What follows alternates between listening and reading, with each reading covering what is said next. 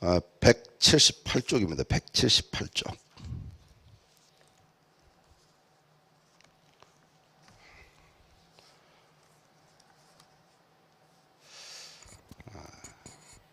거룩이라는 말은 그냥 따로 떼어 놓다, 구별하다 이런 뜻을 가지고 있어요. 거룩은 그냥 따로 떼어 놓다, 구별되다. 이 거룩이라는 그 말은 하나님의 성품이라는 거죠. 그래서 가장 아름다운 성도의 모습이 무엇일까? 가장 아름다운 교회의 방향이 무엇일까? 그럴 때 우리는 대부분 뭔가 이런 보이는 것들을 갖고 이야기하는데 가장 아름다운 모습은 바로 거룩이라는 거죠. 교회가 지향해야 될 방향, 거룩이죠. 예.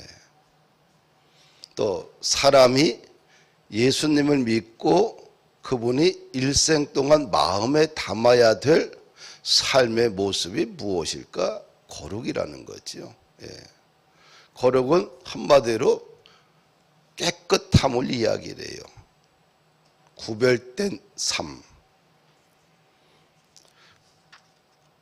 이 교회 역사에서 가장 소중한 유산이 뭐냐면 거룩함이거든요. 예. 근데 이 거룩함을 우리 믿음의 선배들이 우리에게 주었던 이 거룩함의 소중한 유산을 이렇게 후세대들이 많이 망쳐 놓았어요. 그래서 다시 이 거룩함이 복원이 돼야지만 우리 기독교는 고등 종교로서 많은 사람들에게 위로를 주고 힘을 주는 그런 종교가 되게 됩니다. 기독교가 좀 저등 종교처럼 자꾸 밑으로 떨어지면은요, 오늘날 이 배우고 지적 수준이 높은 사람들은 교회를 안 믿으려고 그래요. 기독교의 종교에 대해서 관심이 점점 없어지게 돼요. 그래서 교회가 가지고 있는 이 본질적인 가치를 더 부각하기 위해서는 우리가 하나님을 향해서 또 자신을 향해서 거룩함이 아주 잘 그렇게 삶을 살아갈 때 우리가 가지고 있는 기독교의 진리와 가치가 또 이 세상을 또 비추고 사람들에게 매력적인 종교로 다가오게 되거든요. 그래서 내가 거룩하니 너희도 거룩하라. 그렇게 하나님의 본질 자체를 거룩으로 말씀하고 있어요. 우리가 두 가지 중요한 것은 이 거룩이라는 것은 그냥 아치 모양으로 되어 있다. 우리가 잊어버려서는 안 돼요. 아치 모양이라는 게 있는데 이 아치 모양이 뭐냐? 한 곳은 기둥은 영성이고 한 곳은 도덕성이라는 거예요. 이 두 가지 기둥이 이렇게 아치 모양을 이룰 때 가장 아름다운데 그걸 거룩이라고 우리는 이야기를 해요. 거룩. 그래서 이 아치 모양을 갖는 것. 그래서 교회는 영성도 서 있어야 되고 또 하나는 도덕성도 아주 견고하게 서 있어야 돼요. 그래야 그걸 보고 우리는 거룩하다. 영성이라는 것은 우리가 하나님을 향해서 사는 모든 행위를 영성이라고 우리가 규정하면 됩니다. 정의를 내리면 돼요. 예배, 기도, 또 하나님의 이름으로 하는 모든 제자 양육, 이 모든 교회에서 하는 모든 것을 통틀어서 우리 영성이다 이렇게 규정을 져요. 근데 한국 교회에 영성하게 되면 뭐예요?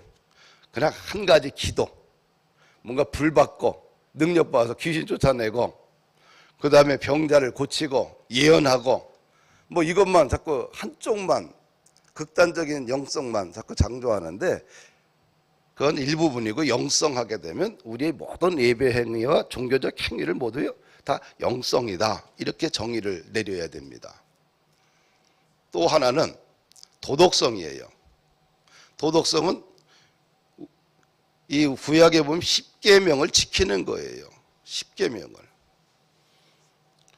이 구약에 보면 율법이 613개거든요.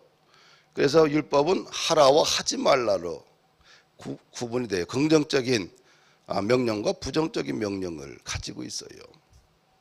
근데 그것을 압축해서 10가지 10계명으로 만든 것이 이스라엘 백성들에게 신에서 준 율법이거든요. 그건 사실은 도덕성입니다.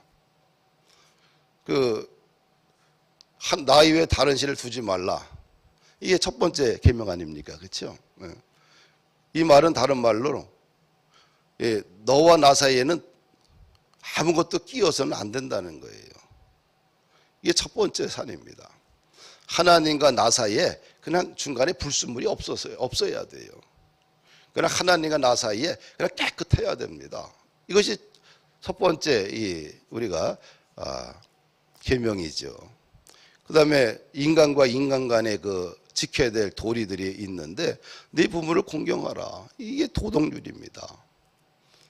그다음에 네 이웃의 아내를 네 이웃의 정절을 지켜주고 네 이웃의 재산을 지켜주고 또 네 이웃의 모든 것을 지켜주는 것, 그것이 도덕 아닙니까? 그래서 이게 이 거룩이라는 것은 영성과 도덕성이 이렇게 아침 모양으로 있을 때 신앙이 균형을 이룬다. 근데 한국 교회에는 이 영성 부분은 굉장히 그래도 견고해요, 아직은. 근데 이런 도덕성 부분이 굉장히 좀 미약합니다. 그래서 지탄을 좀 많이 받아요. 예수 믿고 구원받고 천국 가면 되고, 예수 믿고 구원받고서 내 사업만 잘 되면 되고, 형제자매나 주변이나 아무 상관없어요. 나만 잘 되면 돼요. 어떻게 하든 서울만 가면 돼요. 꼭만 잡으면 돼요. 그냥 기본적인 인간의 룰을 다 무시해버리고 그냥 이익만 취하면 그걸 복이라고 생각을 해요. 그러면 이 지탄의 대상이 되거든요. 그래서 우리 한국교회는 이 도덕성을 좀 끌어올려야 돼요. 영성만큼 도덕성을 끌어올려야지만 이런 거룩한 교회 공동체가 되지 않겠는가. 오늘 178쪽이에요. 이 책이 제 방에 있어요. 제 방에 가면 바로 입구에 있어요. 예.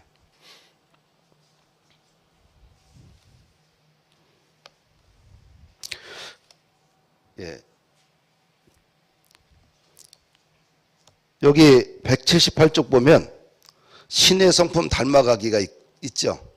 펴보면 신의 성품 닮아가기. 이것은 신의 성품 닮아가기는 다른 말로 신의 성품은 뭐예요? 거룩. 이 거룩함을 닮아가기, 이렇게 우리가 보면 됩니다. 왜 거룩해야 되느냐? 같이 한번 읽어봅시다. 첫 번째 시작. 거룩한 삶은 하나님의 명령입니다. 데살로니가전서 4장 3절 하나님의 뜻은 이것이니 너희의 거룩함이라. 요한복음 8장 11절 가서 다시는 죄를 범하지 말라. 요한복음 8장 11절 말씀이 어떤 말씀이냐 하면은요, 이 가늠한 여자에 대한 이야기잖아요. 가늠한 여자의 이야기. 이 가늠하다가 여인이 현장에서 붙잡혔어요. 그러면 율법에 뭐라고 그래요? 사람들이 돌로 쳐서 죽이는 거예요. 이 여인은 이 죽음을 앞에 두고 있는 여인이거든요. 그래서 이 여인을, 가늠하다 현장에서 잡힌 여인을 데리고 예수님 앞에 나왔습니다. 유대인들이 말합니다. 이 구약의 율법에 의하면 이 여인을 돌로 쳐 죽이라고 했는데 어떻게 판결하시겠습니까? 그럴 때 예수님은 아무 말도 하지 않고 땅을 쳐다보며 땅에 글자를 씁니다. 그리고 일어나서 유대인들에게 말합니다. 죄 없는 자가 먼저 돌로 치라. 그러면서 양심의 가책을 받고 사람들이 다 이제 떠나게 돼요. 예수님이 여인에게 말합니다. 다시는 죄를 범하지 말라. 한마디로 뭐예요? 이제부터 거룩하게 살라, 깨끗하게 살라. 그래서 거룩한 삶은 하나님의 명령이에요. 우리가 예수 믿기 전에는 거룩하게 살지 않았을 것입니다. 그런데 예수 믿고 나서는, 하나님의 자녀가 되고 나서는 우리는 어떻게 살아야 되느냐? 거룩함을 지향해야 되는 거예요. 뭐로 가도 그냥 손만 가면 되고 어떻게 돈만 벌면 되고 이것이 아니라 돈도 바르게 벌어야 돼요. 이것이 하나님이 우리에게 요구하는 사항이에요. 여호수아 1장 8절 보니 같이 읽어봅시다. 이 율법을 책을 내 입에서 떠나지 말게 하며 주야로 그것을 묵상하여 그 안에 기록된 대로 다 지켜 행하라. 하나님의 말씀인 성경책을 내 입에서 떠나지 말게 하고 주야로 그것을 묵상하게 되고 그 안에 기록된 대로 다 지켜 행하라. 한마디로 뭐예요? 이렇게 해주면 거룩하게 돼요. 말씀을 주야로 읽게 되면 내 안에 어떻게 돼요? 어둠이 빠져나가요. 우리가 어떻게 하면 거룩한 인생을 살아갈 수 있을까? 자기 힘으로는 거의 불가능하잖아요. 그럼 어디에 젖어 있어야 되느냐? 말씀에 젖어서 있어야 돼요. 그래서 말씀을 자꾸 읽고 또 말씀을 묵상하고 또 말씀 속에 푹 젖어 살다 보면 내 안이 거룩해지게 돼요. 깨끗해지게 돼요. 그러면 세상을 이길 수 있는 힘이 생기게 됩니다. 여호수아에게 말한 얘기예요. 야, 네가 이스라엘의 두 번째 지도자가 되는데 얼마나 두렵고 떨리겠어요. 불안하겠어요.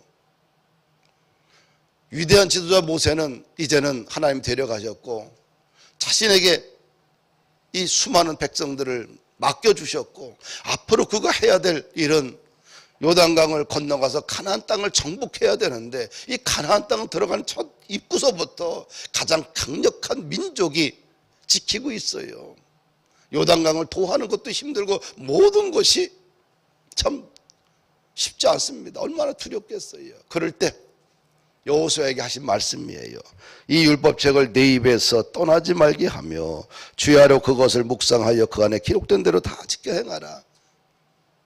그러면 돌파할 수 있는 힘이 생겨요. 우리가 비즈니스 하다가 모든 것들이 힘들고 버겁고 길은 막히고 뚫고 나갈 수 있는 힘은 없고 내 앞에 있는 모든 것들은 다 거대한 장벽같이 느껴지고 나는 점점 작아지고 사람을 만나는 것이 왠지 자꾸 두려워지고 소심해지고 세상은 커 보이는데 나는 점점 작아져서 질식할 것 같고 이러다가 내 인생 끝나는 게 아닌가. 근데 그것을 돌파할 수 있는 힘이 뭘까요? 내 안이 세상보다 커지면 되잖아요. 내 마음이 커지고 내 마음이 하늘의 비전과 믿음으로 커지게 되면 세상을 이길 수 있는 힘이 생기잖아요. 그 힘은 어디서 나오냐? 말씀에서 나와요. 성경을 가까이 하게 되면 성경이 우리에게 주는 에너지가 아주 무궁무진합니다. 나무를 보게 되면 겉으로 드러난 나무 부분이 있고 땅 속에서 있는 부분이 있어요. 위로 뻗은 부분이 있고요. 근데 위로 뻗은 부분이 비바람에도 쓰러지지 않고 견고하게 서 있기 위해서는 어떻게 돼요? 뿌리 부분, 보이지 않는 부분이 그냥 단단하게 뿌리를 받고 끝까지 내려가 있어야 되잖아요. 뿌리가 튼튼해야지만 위에 또 건강하게 자라고 또 그것이 비바람 앞에 쓰러지지 않는 것 같아요. 그래서 위로 성장보다 사실은 내적인 성장이 더 중요하거든요. 내적인 성장이 잘 될 때 사람은 무너지지가 않아요. 그럼 내적인 성장이 보이지 않는 부분이 그 내적인 성장은 뭐로 되느냐? 말씀으로 되는 거예요. 말씀. 그것이 그 사람의 내공이거든요. 그 내공이 있어야지만 견딜 수 있는데 그 내공은 말씀이에요. 그래서 말씀을 묵상하고 주야로 묵상하고 그것을 또 입에서 떠나지 않게 하고 또 기록한 대로 다 지켜야 하다 보면 내 내공이 보이지 않는 내면의 세계가 이 성장하게 되고, 그렇게 되면 어떤 상황과 환경에서 무너지지 않지요. 그래서 보이는 부분보다 보이지 않는 부분이 사실 더 중요합니다. 우리가 보이는 부분은 그 사람이 가지고 있는 뭐 사회적인 위치, 겉모습 뭐 이런 거잖아요. 근데 그것보다 더 중요한 건 그 사람의 마음 깊은 곳에 무엇으로 가득 채워져 있고 얼마나 그 아름다운 것으로 오랫동안 훈련되어져 있느냐. 그것이 그 사람의 본질이거든요. 그것이 든든하면 뭐 세상 어디서든지 어떤 상황 속에서든지 사실은 무너지지 않고 다시 일어날 수 있어요. 출전 8기에 믿음을 갖게 되거든요. 야, 7번 넘어져 난 8번째 일어나겠다. 맥도날드를 창시한 분도 마찬가지잖아. 그렇죠? 그냥 1000번, 10,000번을 내가 실패해도 11번째 내가 성공하면 된다. 왜? 내공이 있으면은 무너지지 않아요. 내공이 있으면 실패해도 다시 일어날 수 있다. 하나님이 또 다른 기회를 주실 것이다. 그런 믿음이 내 안에 있거든요. 그런 믿음이 있어야지만 오늘 우리는 가정도 또 교회도 일터도 우리는 세울 수 있지 않겠느냐. 베드로전서 1장 16절 보니까 같이 읽어볼까요? 기록되었으되 내가 거룩하니 너희도 거룩할지어다. 그래서 거룩은 하나님의 명령이다.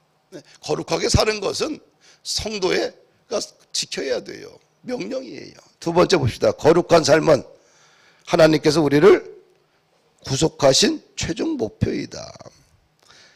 말씀을 같이 읽읍시다. 모든 사람에게 구원을 주시는 하나님의 은혜가 나타나 우리를 양육하시되 그가 우리를 대신하여 자신을 주심은 모든 불법에서 우리를 속량하시고 우리를 깨끗하게 하사 선한 일을 열심히 하는 자기 백성이 되게 하려 하십니다. 우리를 예수님께서 죄와 사망의 권세 아래에 있던 우리들을, 죄와 허물로 가득 찼던 우리들을 왜 십자가에서 그분이 우리의 모든 죄를 깨끗이 씻어주셨을까? 그 이유는 뭐예요? 우리가 어떻게 살라고요? 선한 일을 열심히 하는 자기 백성이 되게 하려 합니다. 선한 일을 하기 위함이에요. 우리를 구원하신 최종 목표는 뭐예요? 우리가 선한 일을 하라고. 선한 일을 하라고. 악한 일이 아니라 선한 일을 하라고. 예수 믿고 하나님의 자녀가 되었는데 삶이 악한 일을 하게 되면 안 돼요. 이 하나님이 우리를 구원하신 목적과 좀 달라요. 거룩한 삶을 살아야 돼요. 그래서 17세기, 16세기, 16세기, 15세기, 17세기에 이 청교도인들은 목회자나 그냥 평신도나 이 거룩의 수준이 굉장히 높습니다. 오늘날 이야기하면 성자의 수준이에요. 그 당시 예수 믿는다는 것은 그렇게 수준이 높았어요. 최고의 아버지, 최고의 어머니, 최고의 자녀, 최고의 일터에서의 삶. 주일을 가는데 영혼이 시장 보러 가는 날로 그들은 생각을 했어요. 내 영혼이 시장 보러 가는 날이다. 그러니까 가장 즐겁고 행복한 날로. 그러니까 수준이 오늘날 우리 기독교인들의 수준과 이 청교도인 종교개혁자들과 그 후회된 청교도인들이 가졌던 이 300년간의 그들의 모습과는 오늘 굉장히 괴리가 많습니다. 그 다음에 세 번째, 거룩함은 새로운 피조물이 추구해야 될 목표입니다. 같이 읽어봅시다. 성경 말씀. 진리가 예수 안에 있는 것 같이 너희가 참으로 그에게서 듣고 또한 그 안에서 가르침을 받았을진데 너희는 유혹의 욕심을 따라 썩어져가는 구습을 따른 옛사람을 벗어버리고 오직 너희의 심령이 새롭게 되어 하나님을 따라 의와 진리의 거룩함으로 지으심을 받은 새 사람을 입으라. 거룩함은 새로운 피조물이 추구해야 될 목표다. 우리는 거룩함으로 지음을 받았다. 우리의 새 사람은 그냥 거룩해져야 돼요. 그 다음에 네 번째, 거룩함이란 믿음이 있다는 증거요 회개하였다는 표시이며 하나님의 궁극적인 목적을 수용하였다는 증표이다. 따라서 우리의 최종 구원에서 거룩함은 절대적으로 필요합니다. 이 말 굉장히 중요해요. 거룩함이란 뭐예요? 믿음이 있다는 증거라는 거예요. 믿음. 우리가 믿음하게 되면 뭐예요? 우리가 믿음이라고 이야기할 때 대부분 사람들이 기도 잘하고 또 뭐 예배 참석 잘하고 뭐 그것도 중요한 하나의 열매겠지만 가장 중요한 열매는 뭐예요? 거룩함이에요. 예수 믿고 나서 믿음이 있다는 이야기를 할 때 뭐로 증거를 내보일 거냐? 거룩함이에요. 거룩함. 우리가 예수 그리스도 믿는다. 그럼 어떻게 나는 살아갈 것이냐? 거룩함이에요. 우리가 말씀을 삶으로 우리가 표현할 때 어떻게 살아야 되냐? 거룩함이에요. 그래서 우리는 이 거룩하다는 것은 우리 기독교는 굉장히 수준 있는 종교로 가는 길이거든요. 근데 거룩이 빠지게 되면 교회가 완전히 시장통 돼버려요. 교회를 오기 전에는 더럽고 추하고 죄인이고 모든 사람들이 다 교회에 와야 돼요.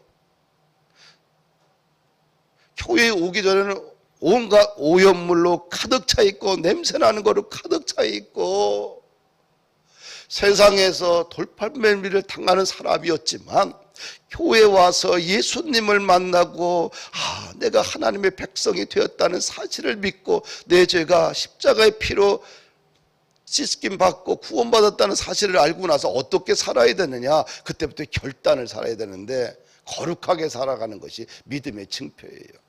믿음의 증표를 우리는 스스로 우리는 보여주고 살아야 되잖아요. 만약에 교회가 거룩하다 그러면 사람들이 붙어요. 왜? 세상이 너무 더러워요. 취해요. 썩어가고 있어요. 냄새가 진동합니다. 그런데 한국의 기독교인들은 달라. 거룩해. 사람은 더러운 곳에 있으면서도 거룩한 사람, 거룩하게 하는 쪽에 사람들은 관심을 갖고 동경하잖아요. 이제는 믿음을 증명해내고 살아야 돼요. 기독교의 진리가 이렇습니다라고 선포해서는 사람들이 믿지가 않아요. 자녀들에게 예수 믿으면 구원받는다. 야, 이 천국을 선물로 받는다. 아무리 이야기해도 들려지지가 않아요. 가슴이 닫혀져 있어요. 그 닫혀진 가슴을 어떻게 열 수 있느냐? 우리가 이제 믿음을 증명을 해야 돼요.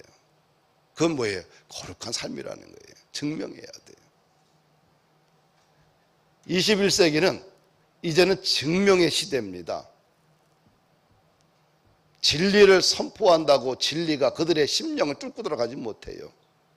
아비로서, 어미로서, 또 목사로서, 또 일터에서의 대표로서, 또 직원들에게, 또 고객들에게 사업적인 관계 속에서 이제 증명하고 살아야 돼요. 그것이 사실은 인생의 문을 열어가는 그런 길이 아니겠는가. 거룩한 삶은 또 회개해야 했다는, 달라졌다는 그런 표시입니다. 우리 아이 달라졌다고 그러잖아요. 우리 남편 달라졌어요. 우리 아내 달라졌어요. 야, 우리 아내 교회단들이 달라졌어. 남편한테 하는 모습이 달라졌고, 야, 우리 엄마 달라졌어. 우리 남편 달라졌어. 그게 뭐예요? 야, 교회 다니더니 예수님 믿더니 달라졌어. 이것이 거룩함의 표시거든요. 하나님의 궁극적인 목적을 수용하겠다는 증거고요. 계시록 21장 27절 말씀 읽읍시다. 무엇이든지 속된 것이나 가증한 일 또는 거짓말하는 자는 결코 그리로 들어가지 못한다는 말은 뭐예요? 하늘나라 천국에 못 간다는 거예요. 우리가 그렇게 바라는 게 뭐예요? 천국이 천국, 그렇죠? 교회에서 이야기하는 게 뭐예요? 천국이에요. 우리가 장례식장에 가면 그분들에게 뭘 위로해요? 천국에 대해서 이야기하잖아요. 믿음 생활하다가 마지막 소망을 두는 것이 뭐예요? 천국을 사모해요. 왜? 이 땅의 육신의 옷을 벗어버리면 하나님께서 직접 지으신 영원한 집, 그 집에 우리가 들어가잖아요. 그래서 우리가 죽는 날은 뭐예요? 새로운 하나님이 영원히 지으신 그 집으로 우리가 자리를 옮겨가는 거예요. 그 천국. 그 천국을 소망하고 살잖아요. 그런데 예수 믿고서 이렇게 살면 어디에요? 하나님 나라에 들어가지 못한다는 거예요. 사랑하는 여러분들, 우리가 결혼식은 뭐뭐 있어요? 혼인관계는 약혼식이 있고 결혼식이 있잖아요. 결혼식을 해야지만 부부가 되는 거잖아요. 약혼식은 언제든지 파기될 수가 있어요. 우리가 예수를 믿었어요. 구원 받았어요. 십자가 은혜로 구원을 받았어요. 하나님의 자녀가 되는 권세를 누리고 그다음에 하나님의 백성이에요. 근데 뭐 약혼식을 한 거예요. 그럼 언제 결혼식을 하냐? 예수님께서 죽음과 그다음에 사망과 죽음을 이기시고 부활하시고 승천하시면서 그분이 하신 말이 다시 내가 내려오겠다, 재림하게 하겠다. 그 재림하실 때 하나님 천사장과 호령나팔 소리와 함께 그의 천사들을 보내서 지구 끝까지 보내서 당신을 사랑하는 주의 백성들을 부활을 시켜요. 첫째, 예수 잘 믿다 죽은 사람이 부활을 하고, 두 번째, 살아있는 사람이 휴거를 하고, 그럼 공중에서 혼인잔치를 하며, 그것이 결혼식이에요. 혼인잔치를 하고 나서 그 다음에 마지막 하나님께서 최후 부활을 통하여서 거기서 심판장이 되어서 또 우리 믿음의 사람들을 또 생명책에 기록된 사람들은 천국으로 가고 기록되지 않은 사람은 지옥으로 영원한 불목 속에 들어가게 되는데, 최후 심판이 있는데, 근데 두 가지가 있어요. 하나는 생명책이 있고 하나는 행위책이 있는 거예요. 예수님 앞에는, 재판장 앞에는. 생명책은 예수님을 믿고 그 다음에 살았던 사람, 그분은 전부 다 어디에? 천국 가겠죠. 행위책은 뭐예요? 그가 예수 믿고 나서 어떻게 살았는지, 예수 그리스도의 이름을 가지고 작은 예수로서 어떻게 살았는지 그 삶의 모든 것들이 기록되어 있어서 열심히 주를 위해서 살았던 사람들은 생명의 면류관으로 가는 거예요. 상급이 있다는 거예요. 그런데 중요한 것은 뭐냐? 약혼식은 우리가 했어요. 근데 아직 결혼식은 안 한 거예요. 결혼식은 뭐예요? 예수님이 재림할 때 공중에서 휴거하고 또 죽었던 사람이 부활을 해서 그 다음에 거기서 결혼식을 해요. 그럼 그때 이제 우리는 최종적으로 하나님의 자녀로서 구원받는 거예요. 아직 미완성 단계입니다. 약혼식은 얼마든지 깨질 수가 있어요. 왜? 만약에 신부와 신랑의 관계예요. 그런데 신부가 약혼식을 하고 나서 또 다른 남자를 만나요. 생활에 지저분해요. 그러면 어떻게 돼요? 그 약혼식을 취소할 수 있잖아요. 그렇죠? 그 전에는 상관이 없어요.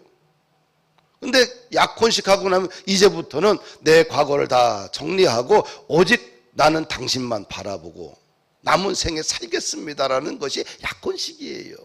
그 기간이 지나고 나면 그 다음에 결혼식을 해서 영원한 그 다음에 부부가 되잖아요.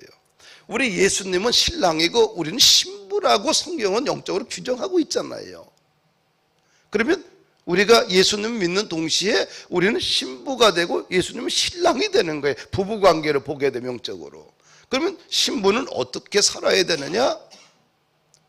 정결한 옷을 입어야 돼. 계시록에 보면 정결한 옷, 정결한 세마포옷을 입는다. 깨끗하게 가꾼다. 다른 말로 뭐예요? 신부는 거룩하게 신랑 맞이할 준비를 하고 사는 거예요. 그렇죠? 할렐루야. 그러면 만약에 신부가 재림의 주님을 만나기 전에 또 이렇게 더럽고 취하게 살게 되면 그분이 구원받을 수 있을까? 저기 이단들은 한 번 예수 믿으면 올라가면 구원 받는데요. 그리고 나서 어떻게 살든 상관이 없대요. 이거는 거짓 복음이에요. 성경을 아주 잘못하게 해석하잖아요. 구원파 이런 애들이 이야기하는 게 뭡니까? 한 번 네 입으로 예수 믿었지? 그러면 그 후로는 어떻게 죄를 져도 상관이 없어. 넌 구원받은 사람이야. 그런 논리가 어디 있어요. 성경을 해석해도 그러니까 막 살잖아요. 기독교는 그런 기독교가 아니에요. 약혼은 지키라고 있는 거예요. 그렇죠? 약혼은 지키라고 있는 거예요. 그 밑에 읽읍시다. 히브리서 12장 14절. 모든 사람과 더불어 화평함과 거룩함을 따르라. 이것이 없이는 아무도 주를 보지 못하리라. 예, 화평함과 거룩함을 따르라. 거룩함.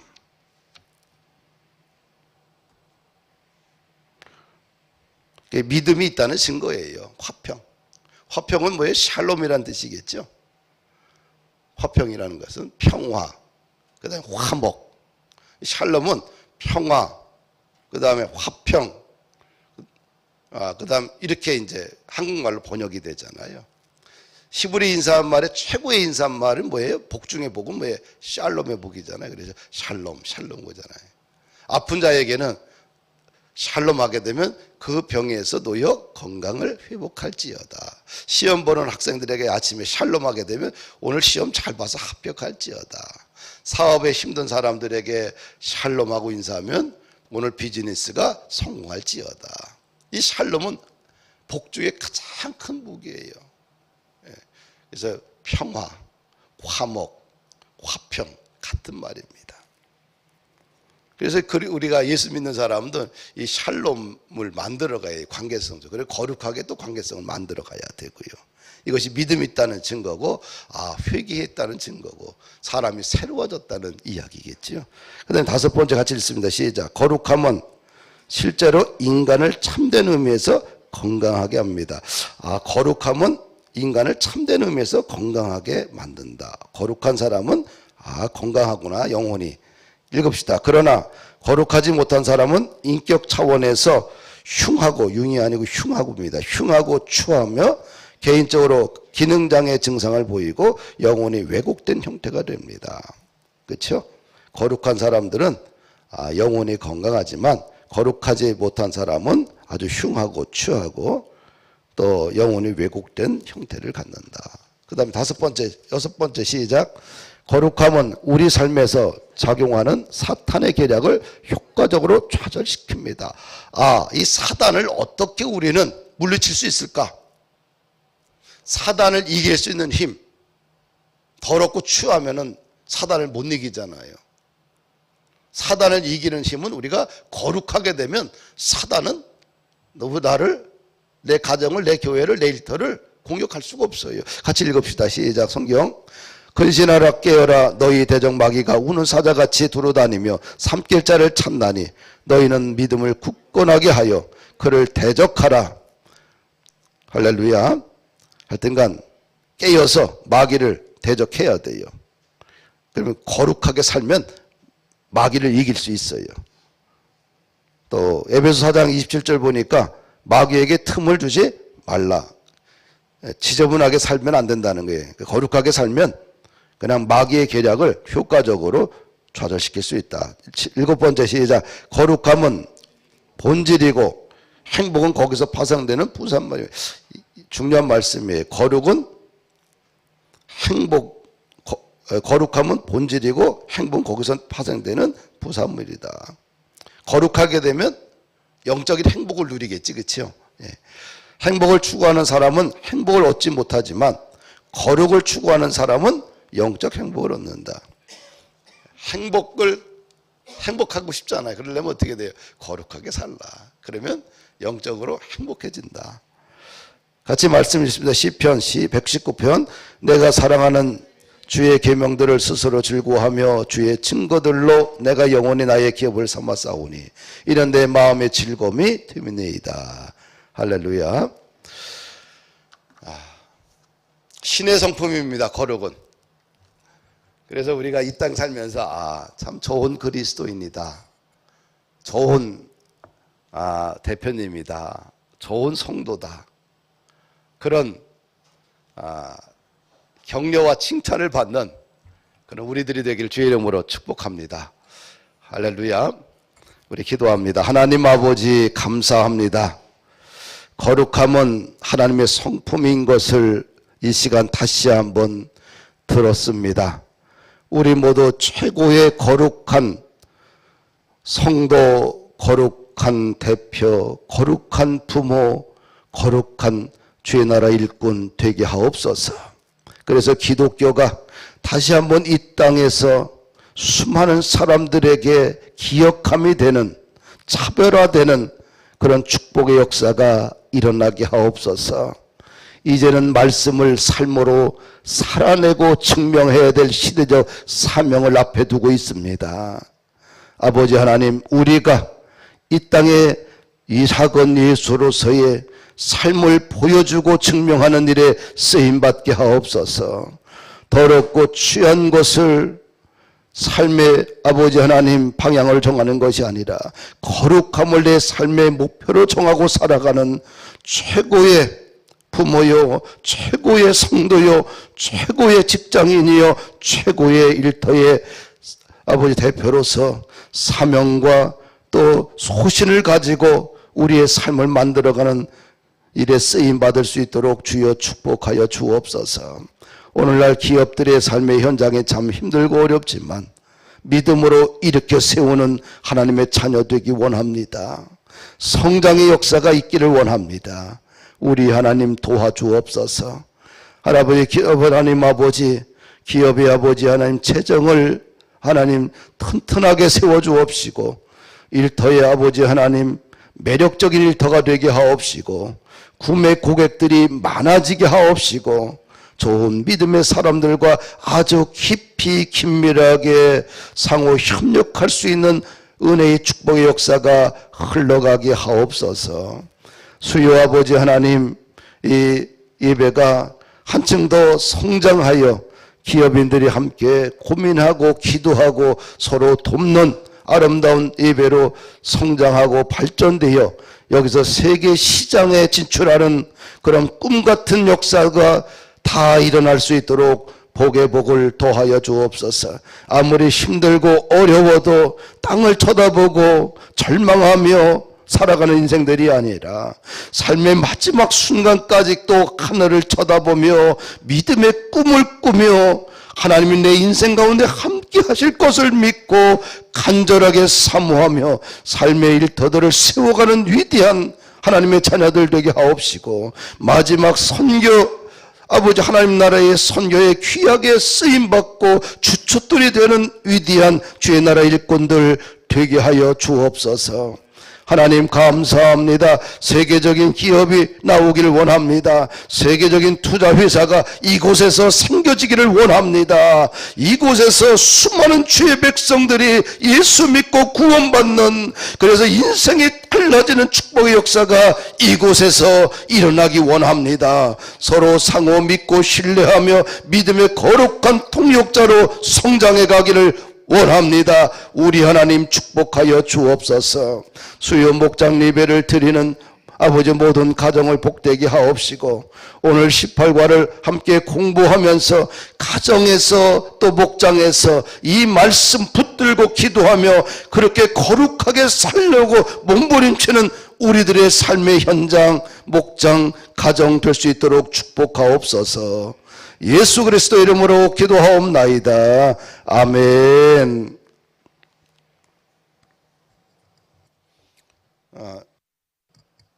제가 한 사람 소개시켜 드릴게요.